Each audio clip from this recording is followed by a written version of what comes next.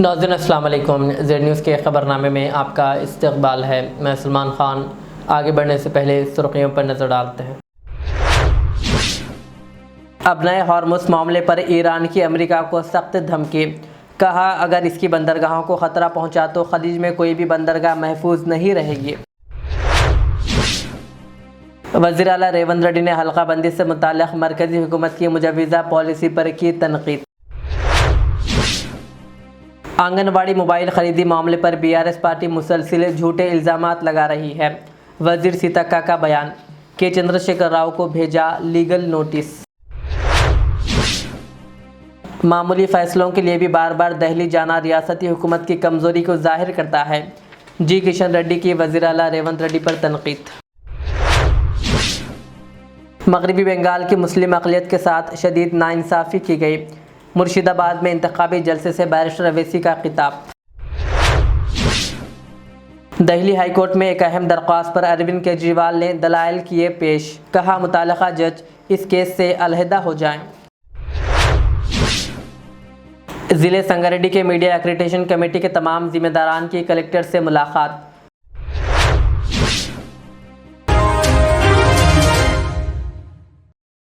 अब पेश है खबरों की तफसील। डोनाल्ड ट्रंप की जानिब से अब नए हॉर्मुज़ बंद करने की धमकी पर ईरान ने सख्त रद्द-ए-अमल देते हुए कहा कि अगर इसकी बंदरगाहों को ख़तरा हुआ तो खलीज में कोई भी बंदरगाह महफूज नहीं रहेगा। ईरान ने अमेरिकी पाबंदियों को गैर कानूनी और समंदरी डाकाज़नी करार देते हुए हॉर्मुज़ पर कंट्रोल के लिए मुस्तकिल निज़ाम नाफिज करने का ऐलान किया। दूसरी जानिब चीन ने तहम्मुल की अपील करते हुए तवन्नाई सप्लाई के तहफ़्फ़ुज़ पर जोर दिया, जबकि जर्मनी ने जंग के असरात पर तशवीश ज़ाहिर किए। माहिरीन के मुताबिक अगर अब नए हॉर्मुज़ बंद हुआ तो ईरान की तेल सप्लाई मुतासिर होगी।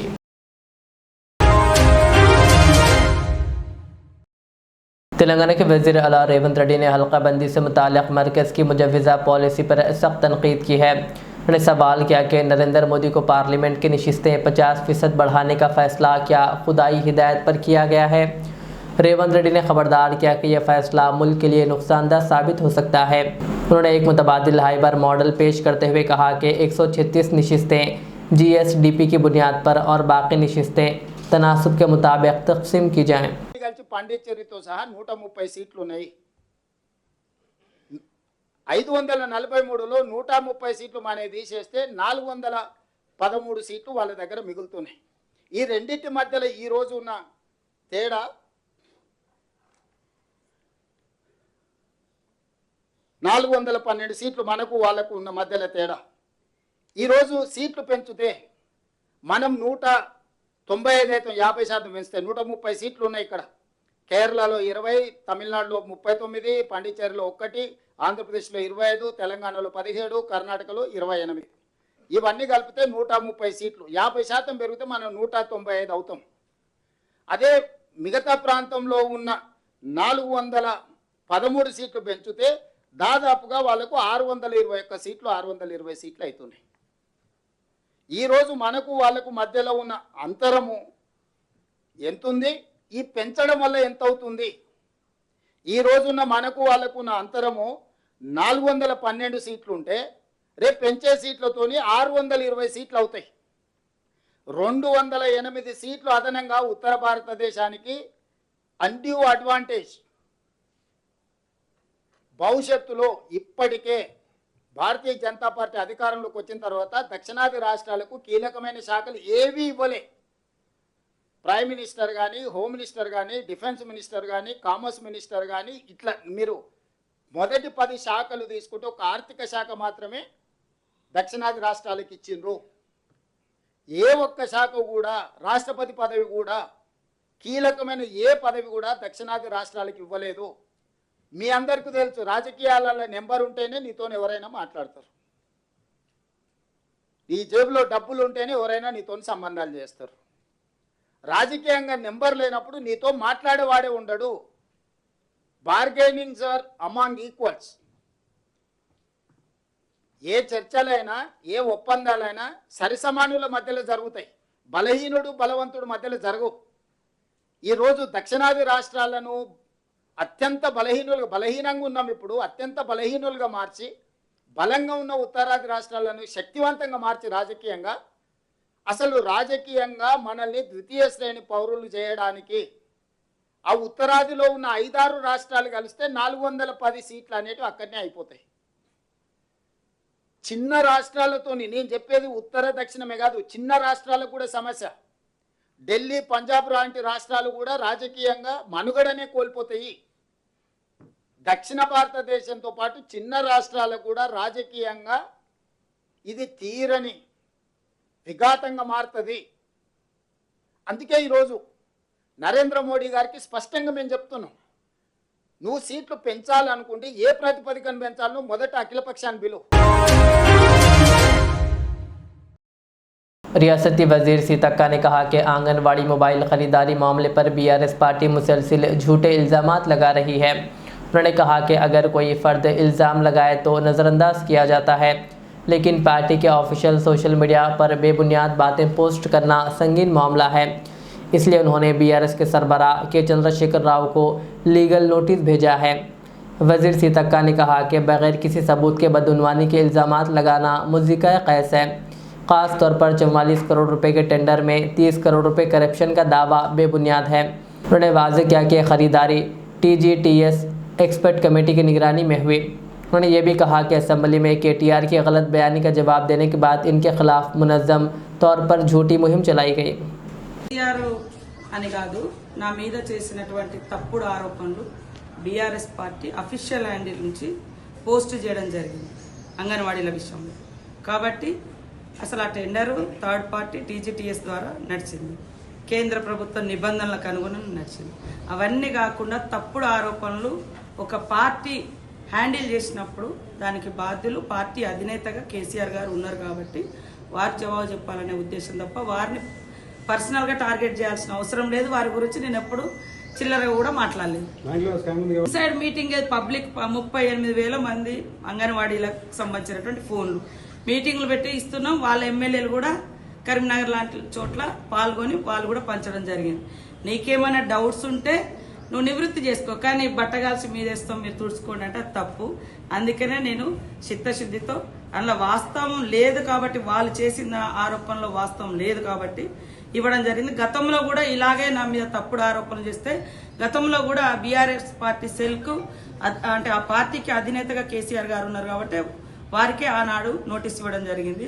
ఈ రోజు కూడా ఇవ్వడం జరిగింది. అంటే ఒక తప్పును 10 సార్లు చెప్పడం మూలంగా నిజమైతే అనుకుంటున్నారు. 44,42,00,000 టెండరు. అది TGTS కు టెక్నికల్ గా సెల్ ఫోన్ ఏముండాలి ఎట్లుండాలి అనేది వాళ్ళు చూసుకొని దానికి ఒక ఎక్స్పర్ట్ కమిటీ ఉంది, 5 మెన్ కమిటీ ఉంది. ఆ కమిటీ చేసినటువంటి సెలెక్షన్ ప్రకారమే ఆ టెండర్ ప్రాసెస్ జరిగింది. అక్కడ సీతక్క కూర్చోలే, సీతక్క సెలెక్షన్ చేయలే. కాబట్టి సీతక్క ఇవాళ మీరు చూడండి, అసెంబ్లీలో KTR గారిని నువ్వు తప్పు మాట్లాడుతున్నావు అన్న 3 గంటల నుంచి నా మీద ఈ ఆరోపణలు స్టార్ట్ చేశారు. ఆ తర్వాత బయటకు మళ్ళీ అదే అంటే మేము ఆల్రెడీ చెప్పడం జరిగింది. అది 55 కోట్లు కాదు, 44 కోట్లు మాకు కేంద్ర ప్రభుత్వం ఇచ్చింది. 11,800 రూపాయల లోపు 4G to 5 వరకు మీరు కొనుక్కోవచ్చు అని స్పెసిఫికేషన్స్ కూడా చాలా అంగన్వాడీలో వేరే ఉంటాయి. మనం కొనే మామూలు ఫోన్ లాగా ఉండదు. దాంట్లో అక్కడ పిల్లల గ్రోత్, వెయిట్ ఇవన్నీ కూడా చూసేది ఉంటుంది. కాబట్టి వాళ్ళు ఇచ్చిన గైడ్లైన్స్ ప్రకారం కొనడం జరిగింది. కానీ వాళ్ళు 14,500 కొన్నారని ఒకసారి, 54,000 ఒకసారి, ఇట్లా తప్పుడు ప్రచారం చేసి ఏం సాధిస్తారు? అందుకని కేసీఆర్ గారు స్పందించాలని నేను కేసీఆర్ గారికి, అది కూడా బీఆర్ఎస్ పార్టీ నుంచి అఫీషియల్ హ్యాండ్. వ్యక్తులు చాలా మంది మురుగుతున్నారు తప్పుడు ప్రచారం. కేవలం నేను అసెంబ్లీలో గట్టిగా మాట్లాడినా, నిలదీసిన, మరి వాస్తవాలతో ప్రజెంటేషన్ చేసిన అనేక సబ్జెక్టుల మీద, కాబట్టి నన్ను టార్గెట్ చేశారు. मरकजी वजीर जी किशन रेड्डी ने तेलंगाना के वजीर आला रेवंत रेड्डी पर शदीद इल्ज़ामात आयद किए हैं।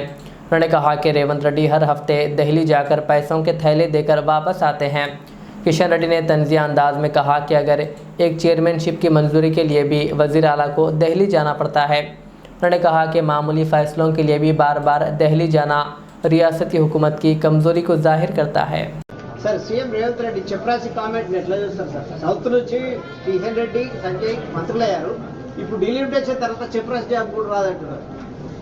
ఆయన ప్రతి వారానికి ఒకసారి ఢిల్లీకి ఎందుకు వెళ్తున్నాడో ఆయన తెలంగాణ ప్రజలకు చెప్పాలి. ఒక చైర్మన్ ఇవ్వాలన్నా, ఒక మంత్రి పదవి సంబంధించినటువంటి ఎక్స్పెన్షన్ చేయాలన్నా ఆయన డబ్బులు మోస్తూ ఈరోజు మాట్లాడుతున్నారు. అంతే తప్ప భారతీయ జనతా పార్టీలో ఏ రకంగా కూడా మేము ఆ రకంగా వ్యవహరించాము. కాబట్టి ఆ రకంగా మాట్లాడము ఆయన విజ్ఞతగా వదిలేస్తున్నాను నేను. मगरबी बंगाल के मुर्शिदाबाद में एक इंतखाबी जलसे से खिताब करते हुए सदर मजलिस बैरिस्टर असदुद्दीन अवैसी ने कहा कि बंगाल की मुस्लिम अक़लियत के साथ शदीद नाइंसाफ़ी की गई। उन्होंने इल्ज़ाम आयद किया कि मुसलमानों के हकूक़ को नज़रअंदाज किया जा रहा है, जिससे इनमें बेचैनी पाई जाती है। बैरिस्टर अवैसी ने बंगाल की आवाम से अपील की है कि वो मजलिस के तमाम उम्मीदवारों को वोट देकर भारी अक्सरियत से कामयाब बनाएं ताकि मुसलमानों की आवाज़ मजबूत हो सके। मैं ये कहना चाहूंगा कि बंगाल के मुस्लिम अक़लियत से बहुत नाइंसाफ़ी की गई।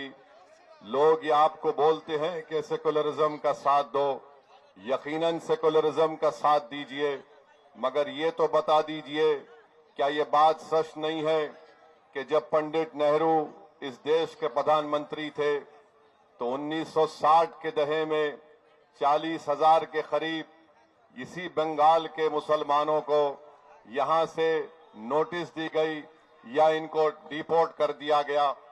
हट जाओ भाई, बैठ जाइए ना, बैठिए बैठिए। इस पर कोई बात नहीं करता।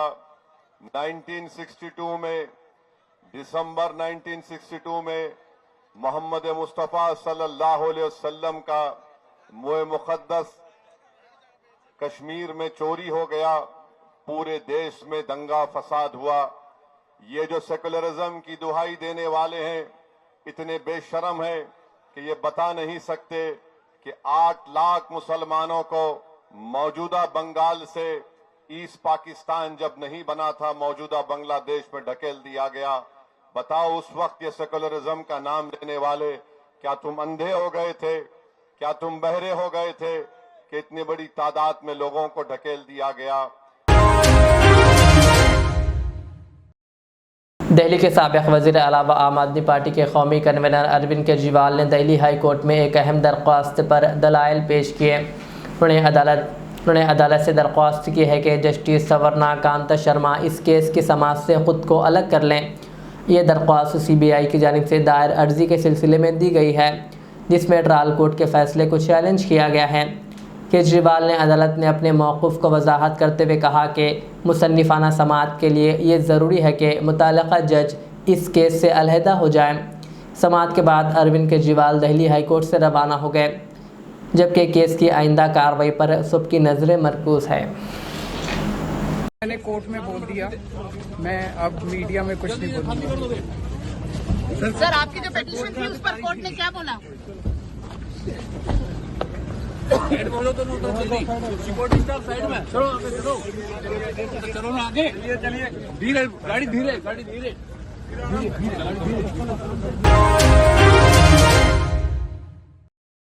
बांसवाड़ा के रुकन असम्बली पोचाराम श्रीनिवास रेड्डी की फ़ोन पर बातचीत की वीडियो सोशल मीडिया पर वायरल हो गई, जिसमें वो कांग्रेस पार्टी से अपने साथ मुबैना नारवैये पर नाराज़गी का इजहार करते नजर आ रहे हैं। उन्होंने निज़ामाबाद के गांव में रिजर्वायर मंसूबे के लिए फ़ंड जारी न होने पर रियासती हुकूमत पर शदीद तनकीद किए। उन्होंने कहा कि बिल वक्त पर मंजूर ना होने की वजह से कॉन्ट्रैक्टर्स काम छोड़ रहे हैं और मनसूबा ठप पड़ गया है। उन्होंने बताया कि वो इस मसले को तकरीबन 20 बार वज़ीर आला रेवंत रेड्डी के सामने उठा चुके हैं, लेकिन कोई जवाब नहीं मिला और बरहमी से सवाल किया कि क्या मुझे इनके पैर छूने पड़ेंगे।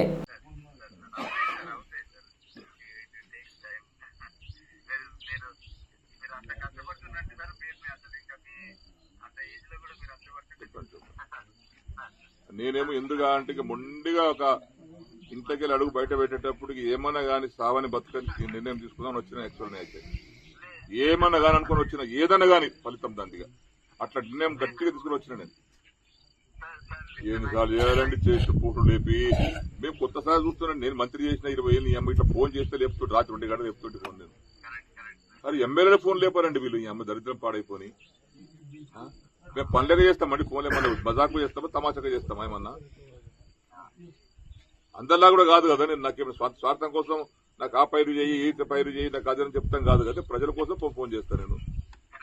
ఇక మాలాంటి వాళ్ళకు కూడా రెస్పాన్స్ లేకపోతే ఎందుకండి ఇంకా ఈ రాజకీయం పాడైపోయింది, దళిత రాజకీయం. నా నిర్ణయం వేరే ఉండే, నా నిర్ణయానికి ఇలా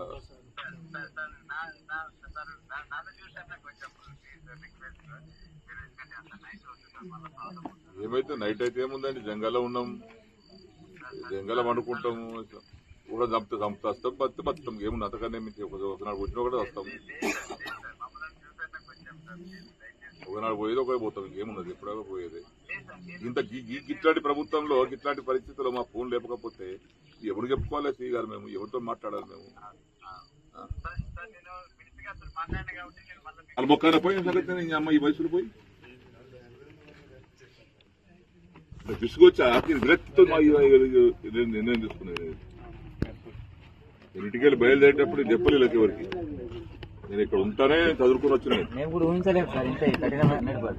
5 ఏళ్ళ పని లేకపోతే తుమ్ము చేతి మలుస్తాయి, ఇక తర్వాత ఎవడు దాన్ని పట్టించుకోడు, ఎవడు కాదు అది. చెరుకట్టమే మలుస్తుంది, డిస్ట్రిక్షన్ కాడ ఆడ తుమ్ము చేతి మలుస్తాయి, కట్టే దవాఖానాలు మలుస్తాయి, ఊళ్ళో మలుస్తాయి, ఇవన్నీ చూడు. కోనాపూర్ అటు బందే పీకి అయిపోయాయి. 12 కోట్లు శాంక్షన్ అయితే పాపం వాడు చేసి 4 కోట్లు బిల్లు రావాలి, అడిగి బేజారు అయిపోయి వాడికి మనం కూడా వెళ్ళిపోయాడు సతమయ్యి. ఇట్లా ఉంటుందండి.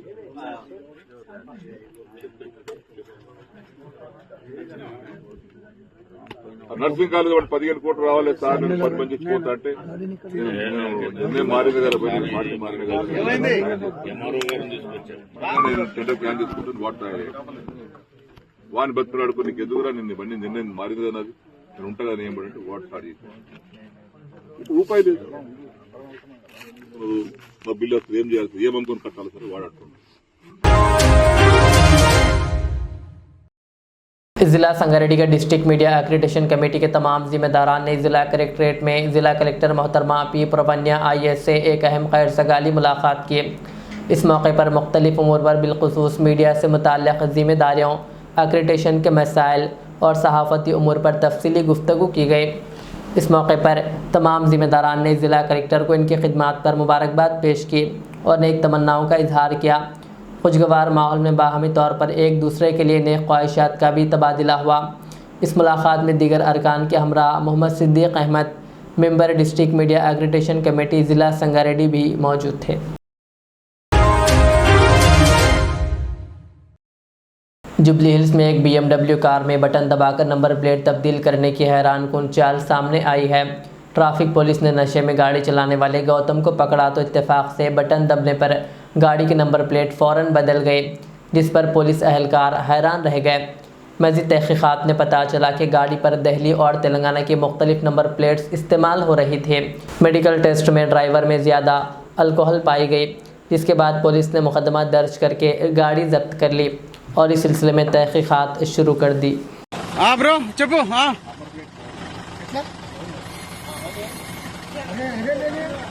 మళ్ళా చేంజ్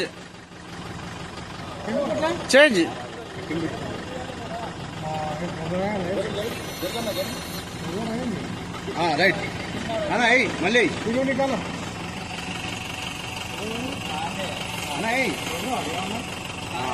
ఓకే రైట్ మళ్ళీ తీసి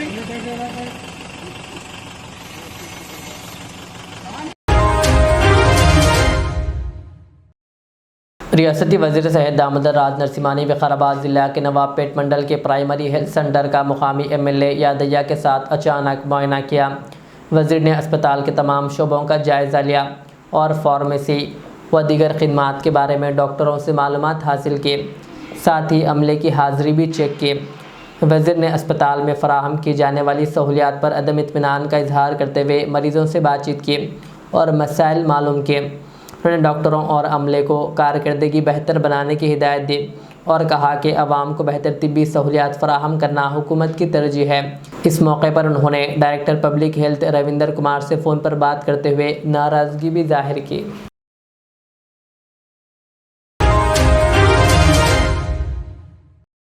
Mohammad Siddiq Ahmed, member district media accreditation committee ने ज़िला संगारेड्डी की DPRO मोहतरमा एन विजय लक्ष्मी से गैर सगाली मुलाकात की और नेक तमन्नाओं का इजहार किया। इस मौके पर मुख्तलिफ उमूर पर तबादला ख्याल किया गया। इस मौके पर मोहम्मद सिद्दीक अहमद के हमरा Hyderabad district media accreditation committee के मेंबर इमार गौरी और रोज़नामा तुलुए शहर के एडिटर मोहम्मद खलील अहमद भी मौजूद थे।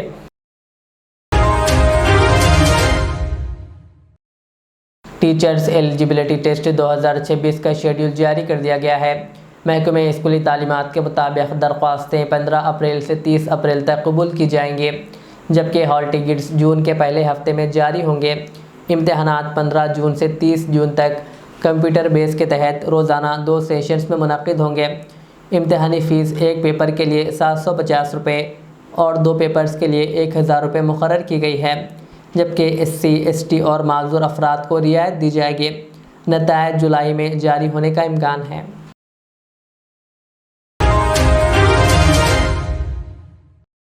हैदराबाद के नामपल्ली इलाके में रेड हिल्स में एक रिहायशी इमारत में तीसरी मंजिल पर अचानक आग भड़क उठी, जिसकी वजह शॉर्ट सर्किट बताई जा रही है। आग लगने के बाद इलाके में घना धुआं फैल गया, जिस पर मुकामी लोगों ने फौरी तौर पर इमरजेंसी खिदमात को इत्तला दी। फायर ब्रिगेड के अमले ने फौरी मौके पर पहुंचकर कार्रवाई की और आग को दूसरी मंजिलों तक फैलने से पहले ही काबू में कर लिया। इमारत में मौजूद तमाम 23 रिहायशियों को बाहिफाजत बाहर निकाला गया, जबकि किसी जानी नुकसान की इत्तला मौसूल नहीं हुई और सूरत हाल काबू में है।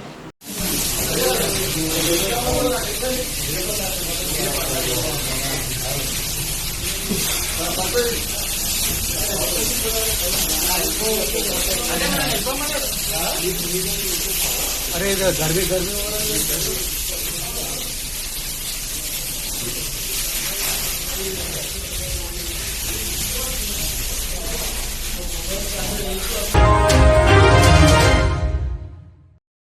ज़िले विकाराबाद के पेद्दामूल मंडल के करीब एक दिल दहलाने वाले सड़क हादसे में एक ही ख़ानदान के 3 अफराद जाँ बहक हो गए। मौजे तटेपल्ली के करीब तेज़ रफ्तार लॉरी ने स्कूटी को टक्कर मार दी, जिसके नतीजे में 35 साला पावनी, इनके शौहर के राज 40 साला और 11 साला बेटी मौके पर ही हलाक हो गई, जबकि 13 साला बेटा कार्तिक ज़ख्मी हो गया, जिसे तांडूर के सरकारी अस्पताल मुंतकिल किया गया। पुलिस के मुताबिक हादसा लापरवाह ड्राइविंग के बायस पेश आया। लाशों को पोस्टमार्टम के लिए मुर्दाखाना मुंतकिल कर दिया गया और लॉरी के ड्राइवर के ख़िलाफ़ मुकदमा दर्ज करके तफ्तीश शुरू कर दी गई। इस अफसोसनाक वाक़े से इलाके में गम की लहर दौड़ गई।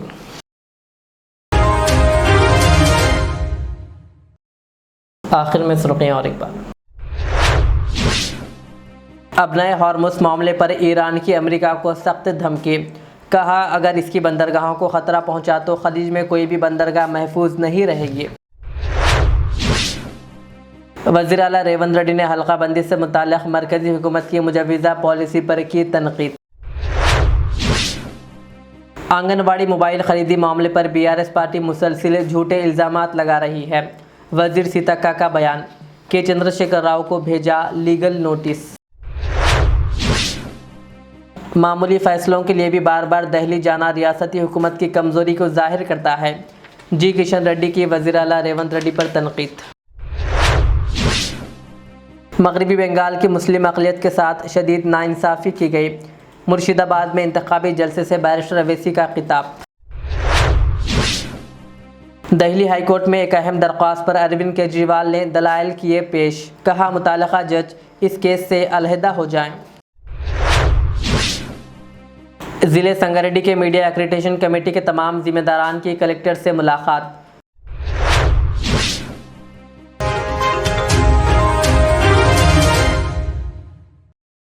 ये थी आज के दिन भर की हमारी खबरें। मुझे इजाज़त दीजिए। हमारे चैनल को यूट्यूब पर सब्सक्राइब, फेसबुक पर लाइक शेयर ज़रूर करें। अल्लाह हाफ़िज़। रियाज इस्लामिक स्कूल, तालीमी मैदान में एक नया इनकलाब। इस्लामिक और मॉडर्न एजुकेशन की अजीम दरसगाह। 23 साल तजुर्बे के बाद तलबा और तालिबात के लिए रियाज इस्लामिक स्कूल पेश करता है हिफ्ज़ कुरान, नाज़िरा कुरान, क़ायदे के अलावा नर्सरी ता 10वीं जमात तक की तालीम का बेहतरीन नज़्म। बच्चों के लिए हॉस्टल की सहूलत, मुस्तहिक़ तलबा के लिए खुसूसी रियायत, तलबा और तालिबात के लिए अलहदा क्लासेस के माकूल नज़्म, खुसूसी computer classes, hardware and software training, बच्चों में तहरीर और तकरीरी सलाहियतों को उजागर करने के लिए हफ्तावारी प्रोग्राम, काबिल और मुशफ़िक़ असातिज़ा इकराम की निगरानी में बेहतरीन तालीम नज़्म। सुबह 8 बजे तक शाम 4:30 बजे दाखिले जारी हैं, उजलत कीजिए। Riyaz Islamic school, opposite lane, new SR petrol pump, Vattapally, Hyderabad.